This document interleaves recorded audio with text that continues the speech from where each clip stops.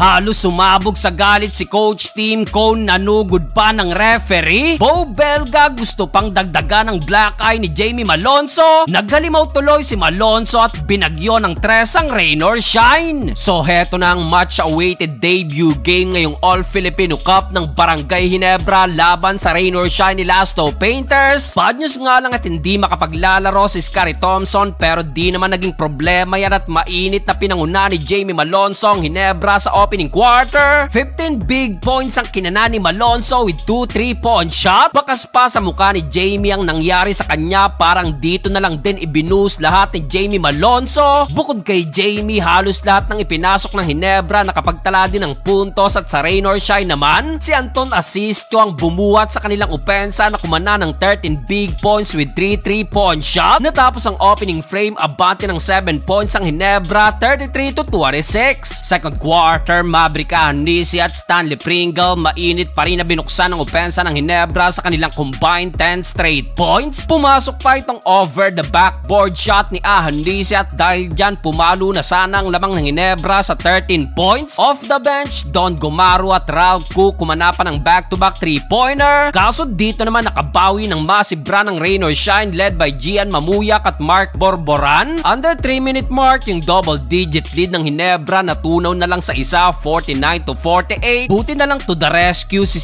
Stand Ahanisi at Jamie Malonzo na muling inangat ang lamang ng Ginebra. Natapos ang first half sa score na 58-52. Present sa venue ang resident import ng Gen Kings na si Justin Brownlee. Start of the third quarter, agad na napatawag ng timeout si Coach Tim Cone matapos maitabla ng rain or shine ang talaan sa All-60. Pero di rin nagtagal yan matapos ang counter run ng Barangay Ginebra. Nagpapaulan na naman ng 3 si Malonzo at total of 26 points with 5 3-pointers. Nakapukol din ng wing 3-pointer si Pinto at after nyan halos sumabog naman si Coach Tim Cone nang hindi tawagan ng take foul ang Raw sa play na to. Sinugod pa ni Coach Tim ang referee dahilan upang matawagan ito ng technical foul. Matapos yan, mas lalo patuloy pumutok ang opensa ng Ginebra. Unstoppable si Malonzo at Japit Aguilar. Pumasok pa itong buzzer beater 3-point shot ni Stanley Pringle at natapos ang third period, balik sa double digit ang labang ng Ginebra, 92-79. Fourth and final quarter, si Coach Cheng Yao naman ang nagalit ng matawagan ng offensive foul itong si Big Bo Belga. Pero after nyan, yung double digit lead ng Ginebra natunaw na naman sa 6, 97-91. Gusto pang dagdagan ni Belga ang black eye ni Malonzo sa play na to, abay tinagaba naman si Jamie Malonzo. After nyan, dito na tuloy nag-take over si Sistad at Malonzo at muling inangat ang lamang ng Ginebra sa double digit. Sa uli, panalo pa rin ang Ginebra sa likod ng 32